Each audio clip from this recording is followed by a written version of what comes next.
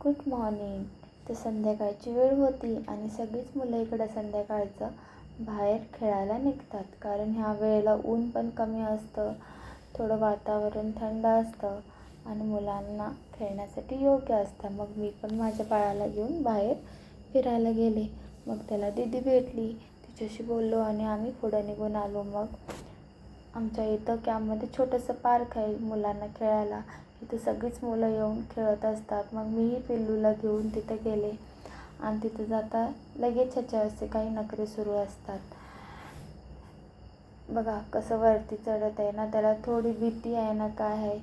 खूप म्हणजे खूप मस्ती करत असतो. तुमची पण मुलं अशीच करतात का? असंच तुम्हाला सतावतात का? मला कमेंटमध्ये नक्की सांगा. त्याला वरती चढायचं होतं. हळूहळू तो चढायचा प्रयत्न करत होता, पण मला भीती वाटत होती कुठं पडेल म्हणून. पण त्याला नाही. मी किती घेऊन आले त्याला तिथून, तरी पुन्हा तो तेच करत होता. इथे सगळीच मुलं अशी खूप मजा मस्ती करतात. लहानपासून मोठ्यापर्यंतसुद्धा इथं खेळायला येतात. आणि मी याला रोज नाही घेऊन येत, पण कधी कधी घेऊन येते. मला जसं टाईम भेटेल तसं मी बाहेर आणते. मग असं मस्ती झाल्यानंतर आम्ही पुढं दुसऱ्या ॲक्टिव्हिटीकडे गेलो. त्याला तिथं बसवलं. सर्कलमध्ये होता हा फिरायचं. मग तो बसला आणि त्याला मी गोल गोल फिरत होते. तो घाबरत होता, पण नंतर त्याला कम्फर्टेबल झाला.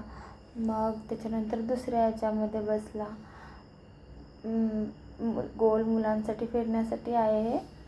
मग संध्याकाळची वेळ म्हणजे भरपूर मच्छर असतात. मग मी त्याला घरी घेऊन जायचा प्रयत्न करत होते, पण ह्याला काही घरी यायचं नव्हतं. ह्याला किती बाहेर सोडलं तरी ह्याचं मन नाही भरत. खूप म्हणजे खूप त्रास देतो. तिथं म्हणजे तिथं असं असतं याचं. तुमची पण मुलं अशीच करतात का? असेच तुम्हाला त्रास देतात का? मला कमेंटमध्ये नक्की सांगा. मला इथं सगळेच विचारतात की तुझं बाळ इतकं कमजोर कसं आहे, काही खाते की नाही, ॲक्टिव्हिटी काही करतं की नाही, तू याला डॉक्टरकडे का नाही घेऊन जात. पण मला माहीत आहे माझं बाळ किती ॲक्टिव्ह आहे किती नाही.